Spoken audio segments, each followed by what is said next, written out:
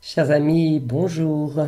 Pour inaugurer cette nouvelle playlist Astrologie, mystère et connaissances, nous allons aborder le sujet de l'homme zodiacal. Je vous convie donc à une aventure à travers le zodiaque, les étoiles et le corps physique, afin de découvrir, notamment à travers les diverses cultures et civilisations, comment l'homme s'est relié aux étoiles et au cosmos. Je vous souhaite un très bon visionnage.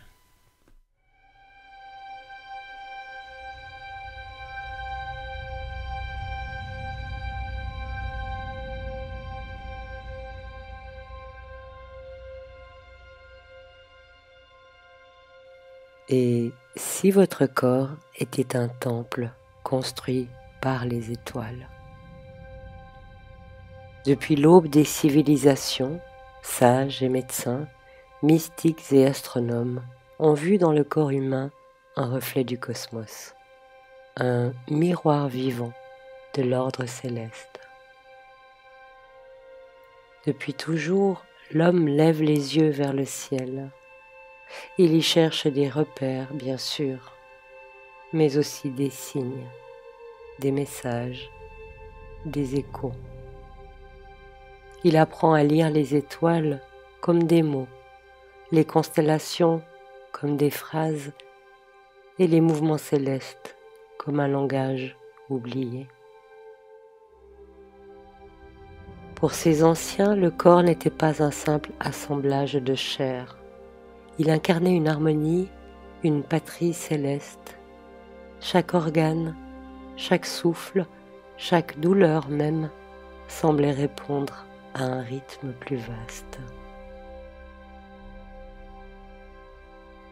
Ce que nous allons explorer ici, c'est cette intuition profonde, celle que l'homme est un zodiaque incarné, un carrefour entre matière et ciel. Cette vidéo est un voyage à travers les âges, les cultures et les symboles. Et tout au long de ce chemin, une figure nous accompagnera, celle de l'homme zodiacal, ce corps ceinturé d'étoiles, tendu entre terre et infini. Depuis l'enfance de l'humanité, l'être humain perçoit dans le ciel une mémoire plus vaste que la sienne. Il y projette ses rêves, mais il y retrouve aussi son origine.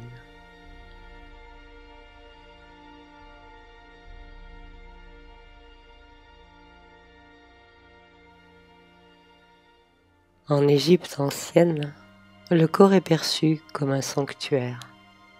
Il ne se limite pas à la chair, il est formé de plusieurs principes. Le Ka, souffle de vie, le Ba, âme mouvante et consciente, et l'Ak, lumière immortelle, réunissant le ciel et la terre après la mort. Chaque partie du corps est liée à une divinité.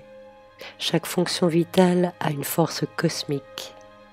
Les temples eux-mêmes sont construits à l'image du corps humain, traversés de canaux, comme des artères orientées vers les étoiles. Le zodiaque de Dendera, sculpté sur le plafond du temple d'Hathor, en est un témoignage saisissant.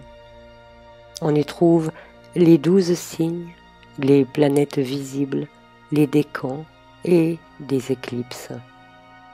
Le ciel y devient carte vivante du destin humain gravée dans la pierre.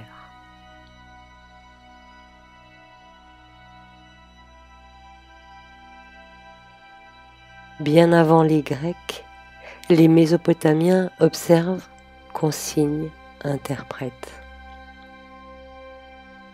Les tablettes d'Enuma Anu Enlil, vers 2000 avant Jésus-Christ, recensent éclipses, apparitions planétaires, phénomènes célestes et leurs effets sur les maladies, les naissances, les récoltes. Ils identifient déjà des décans, segments de 10 jours reliés à des étoiles, et posent les bases de ce qui deviendra les maisons astrologiques, des zones célestes correspondant à des lieux de vie ou des parties du corps. Pour eux, chaque planète incarne une force vivante. Ishtar, Vénus, amour, fécondité, mais aussi guerre. Nergal, Mars, feu, maladie, fièvre, foi. Marduk, Jupiter, souveraineté, croissance, ordre. Le ciel ici n'est pas symbolique, il est opératif. Ce qui s'y joue agit sur terre, et l'homme devient le point de jonction entre les dieux et le monde visible, un relais vivant, un axe vertical d'incarnation. Plus loin, dans le Zend-Avesta, texte sacré de la Perse antique, chaque partie du corps est protégée par une divinité céleste. Peau, moelle, sang, nerfs, tout ce qui compose l'être humain est relié à une force divine spécifique. Le corps devient un chant sacré, une partition céleste où chaque organe résonne avec une étoile ou une entité spirituelle. Plus loin encore, en Inde, la médecine ayurvédique repose sur l'équilibre des 5 éléments, éther, air, feu, eau, terre, et il s'exprime dans le corps à travers les 3 doshas, vata, pitta, kapha, et circule dans des canaux subtils, appelés nadis. Chaque planète est liée à un chakra. Mars, au plexus solaire, Manipura, Vénus au cœur, Anahata, Saturne aux racines, Muladhara, la Lune au centre émotionnel, Svadhisthana. Le corps dans cette vision est un terrain d'incarnation pour les rythmes célestes. La santé résulte de l'harmonie entre les planètes intérieures et extérieures. Ainsi, bien avant que l'Occident ne formalise ses propres doctrines, les grandes civilisations antiques avaient déjà reconnu ce que la science redécouvre peu à peu, que l'être humain est tissé de forces invisibles et que ces forces viennent d'en haut.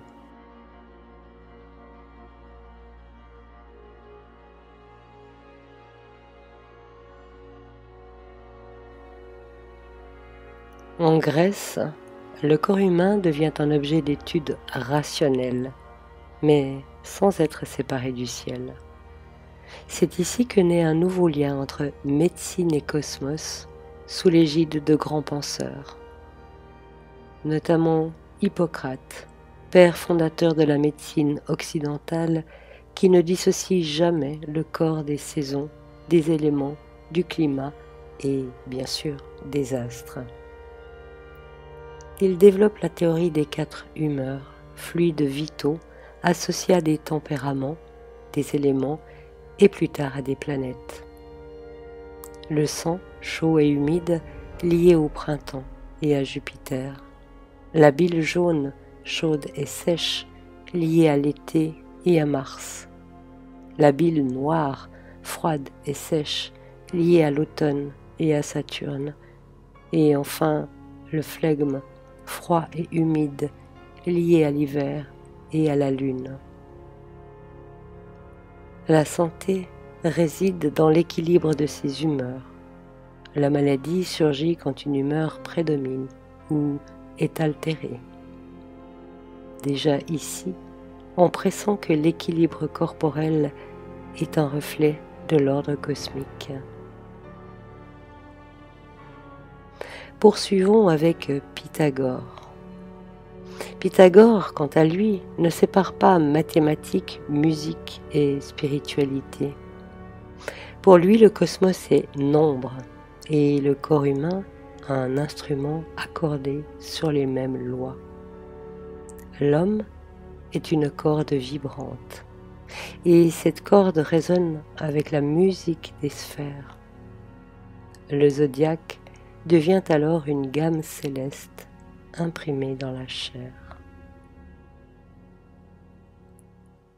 Avec Galien, médecin, astrologue, diagnosticien, qui suit 2 siècles après Hippocrate, celui-ci reprend et approfondit les correspondances entre ciel et corps. Il assigne à chaque organe une planète, un tempérament, une fonction vitale. Il ajuste ses diagnostics en fonction des transits célestes, du jour, de l'heure, du signe traversé par la lune. Ainsi naît une véritable médecine astrologique dans laquelle le moment de la consultation, la nature du trouble et la carte du ciel s'entrelacent pour orienter les soins. De la Grèce à Rome, une conviction s'enracine. Le corps humain n'est pas indépendant du ciel. Il en est le prolongement, l'image, la résonance. Et cette vision va se prolonger jusqu'au cœur du Moyen-Âge.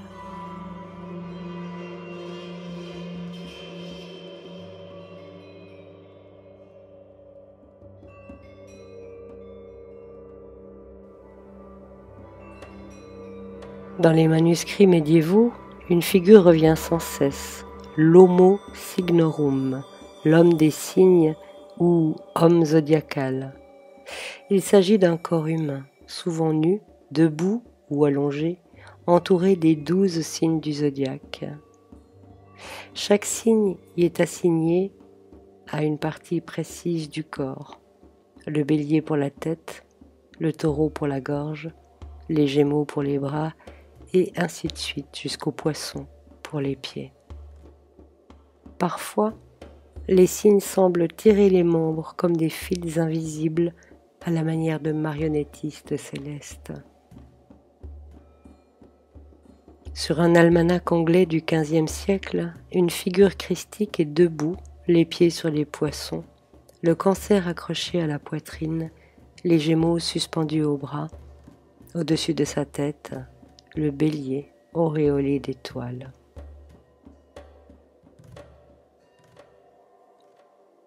Cette cartographie n'est pas qu'un symbole, elle devient outil médical.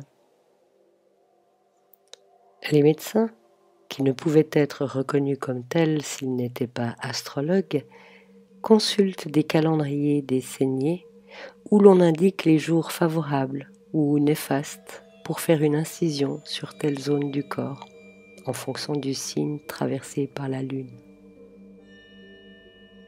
On planifie les accouchements, les remèdes, les récoltes, en tenant compte des positions planétaires. Les almanachs populaires, largement diffusés dès le XIIIe siècle, vulgarisent ces savoirs dans tout le monde chrétien. Le zodiaque devient alors agenda thérapeutique et la médecine, une lecture du ciel.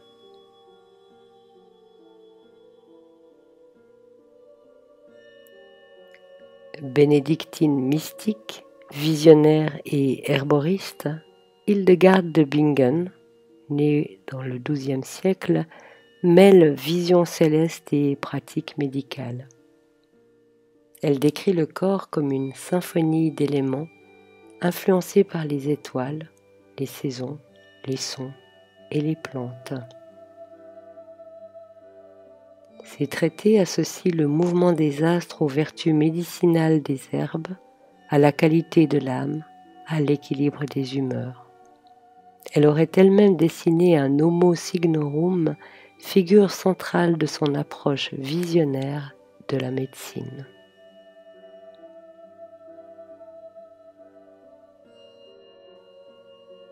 Au XIIIe siècle, l'Église doit composer avec l'astrologie, de plus en plus présente. Thomas d'Aquin, un religieux italien de l'ordre dominicain célèbre pour son œuvre théologique et philosophique, ne rejette pas l'influence des astres. Il reconnaît leur impact sur le corps, l'humeur, la santé, mais pas sur la liberté de l'âme. Selon lui, les étoiles agissent sur la matière, mais l'homme conserve son libre arbitre. Il tente une conciliation entre foi chrétienne et astrologie naturelle, posant les bases d'une vision spirituelle et incarnée de l'être humain.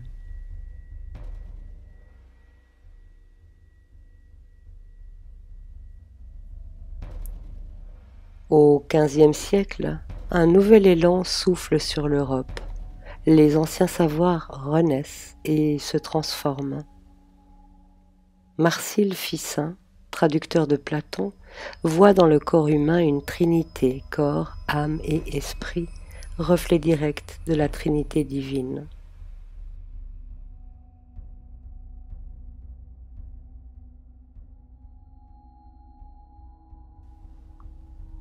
Paracelse, médecin, philosophe et alchimiste, mais aussi théologien laïque, révolutionne la médecine. Il enseigne que chaque plante possède une signature céleste, qu'elle est gouvernée par une planète et peut soigner l'organe associé à cette planète.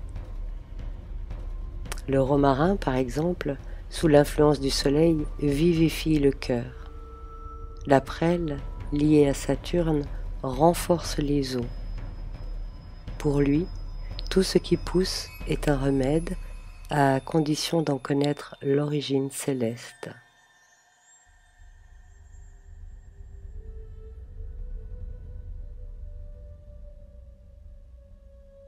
Cornelius Agrippa, enfin, unifie astrologie, alchimie et cabale dans une vision mystique de l'homme. Son savoir fascine, inquiète, il inspire Goethe pour son personnage de Faust, ce chercheur de vérité écartelé entre lumière et vertige. Ainsi, l'homme de la Renaissance hérite d'un savoir ancien, mais le spiritualise davantage. Le ciel est en lui, mais aussi autour de lui, et chaque mouvement planétaire devient une clé possible de guérison. Dans toutes ces traditions, une conviction commune émerge. Le corps humain n'est pas simplement influencé par le zodiaque, il est structuré par lui. Les signes du zodiaque deviennent des moules cosmiques, des formes archétypales dans lesquelles s'impriment les forces de vie qui vont donner forme au corps humain. En suivant leur ordre du bélier au poisson, on découvre un mouvement descendant. Le bélier façonne la tête, le taureau la gorge, les gémeaux les bras, le cancer la poitrine, le lion le dos, jusqu'au poisson qui gouverne les pieds. Ce parcours est parfois appelé zodiaque inversé car il reflète la descente de l'esprit dans la matière depuis les sphères célestes.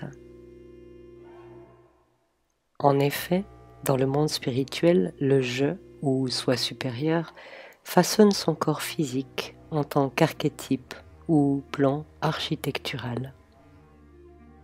Ce façonnage a lieu au niveau du zodiaque, qui représente le plan du mental supérieur.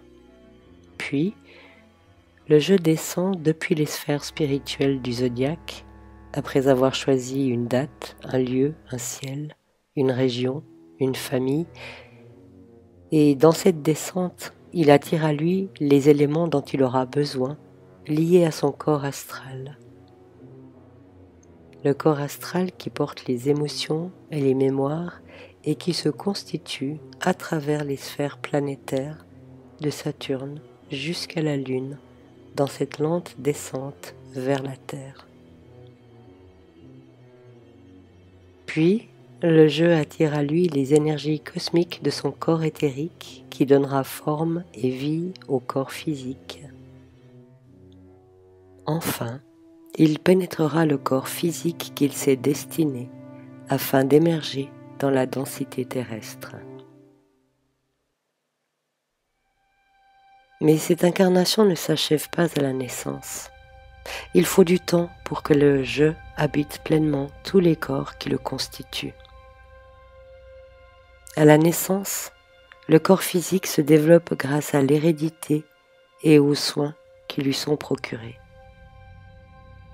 Vers 7 ans, le je pénètre la tête et commence à utiliser son corps éthérique.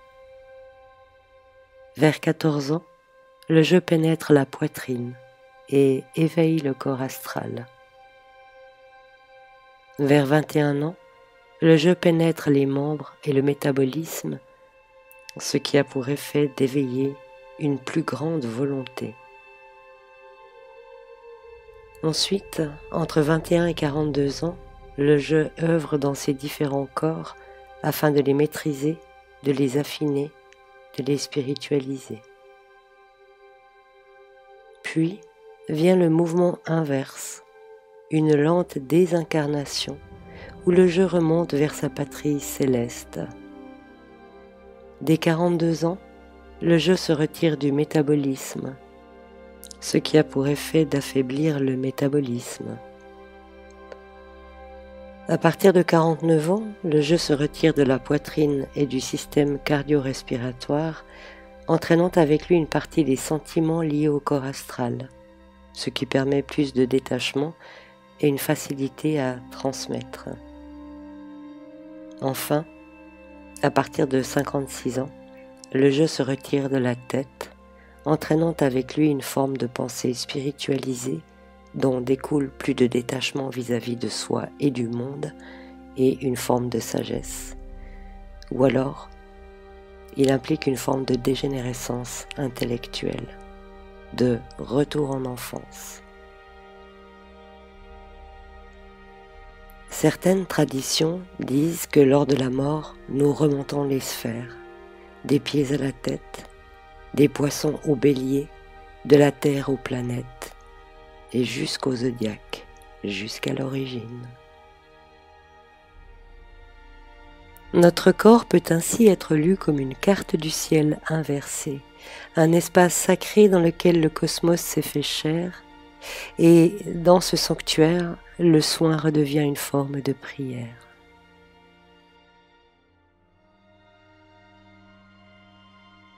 Au fil des siècles, cette vision du corps étoilé n'a jamais totalement disparu. Elle s'est transmise, transformée, parfois cachée, mais elle est toujours vivante. L'astrologie médicale repose sur un principe simple. Le corps humain est une carte céleste incarnée. Chaque organe est relié à une planète. Chaque fonction vitale a un rythme cosmique. Chaque portion de notre corps a un signe du zodiaque.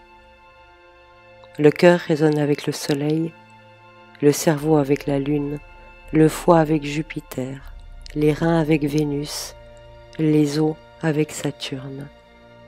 Les signes du zodiaque définissent les zones corporelles, tandis que les planètes impriment leurs qualités, chaleur, froid, sécheresse, humidité, sur les tissus, les organes et les humeurs. Dans cette vision, la maladie n'est pas une erreur. Elle est souvent le résultat d'un désalignement, d'un conflit entre la carte céleste intérieure et l'environnement cosmique du moment. Le rôle du médecin est lire dans les étoiles le message du corps et rétablir l'harmonie entre les deux. Aujourd'hui encore, certaines pratiques de naturopathie, d'herboristerie ou de soins énergétiques s'appuient sur cette sagesse. On choisit une plante non seulement pour ses vertus chimiques, mais pour son affinité planétaire. On choisit un moment de soin en fonction de la position de la Lune.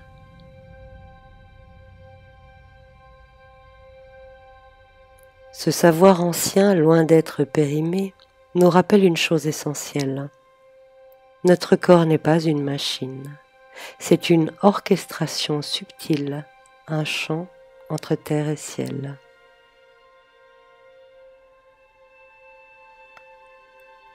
Ce lien entre le ciel et le corps humain ne s'est pas limité à l'Occident. Il a résonné dans de nombreuses cultures traditionnelles à travers le monde.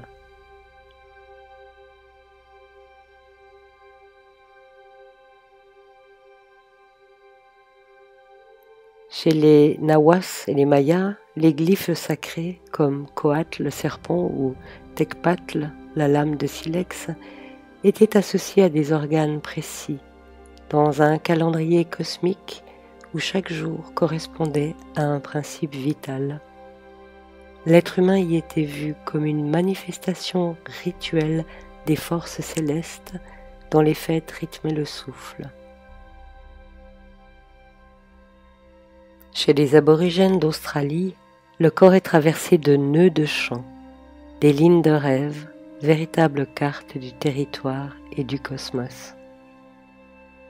Chaque être humain naît dans une constellation du son, de lieu et de force qu'il doit apprendre à reconnaître en lui-même. Le ciel y est un réservoir de récits ancestraux et le corps une mémoire vivante. Dans les traditions africaines, notamment dans certaines cultures Dogon, le corps humain est un axe entre le ciel, la terre et les ancêtres. Chaque partie du corps est liée à une fonction cosmique. Le ventre, par exemple, est perçu comme lieu d'écoute des voix invisibles et certaines danses rituelles visaient à harmoniser les organes avec les rythmes du cosmos. Chez les peuples amérindiens, le corps est un temple des 4 directions.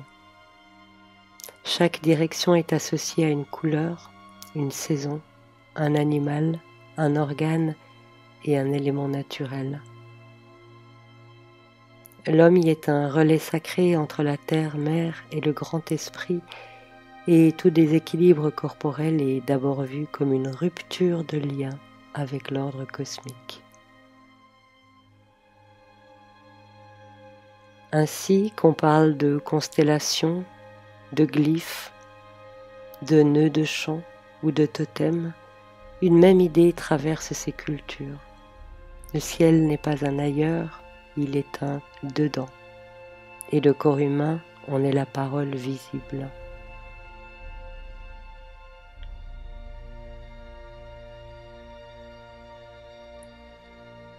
Ceci nous permet de considérer notre corps comme quelque chose de bien plus qu'un simple assemblage d'eau, de sang, de cellules. Il est une carte du ciel, pliée, recroquevillée dans la chair, une mémoire vivante des étoiles. Depuis des millénaires, l'être humain lève les yeux vers les constellations pour y chercher un sens, un signe, un chemin. Mais peut-être avons-nous oublié que le ciel ne nous parle pas seulement au-dessus de nos têtes.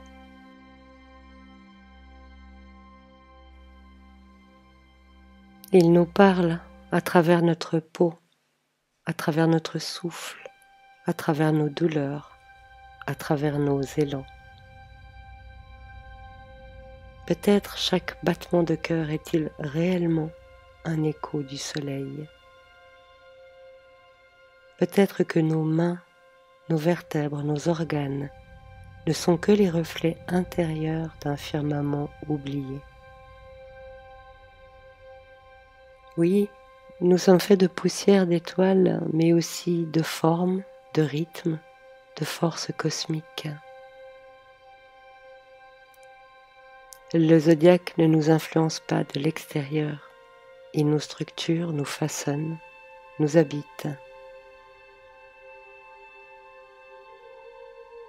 Alors, la prochaine fois que tu sentiras ton souffle ralentir, ton regard se perdre dans le lointain, n'oublie pas, tu ne portes pas seulement le ciel en toi, tu es une forme que le ciel a prise pour marcher sur la terre.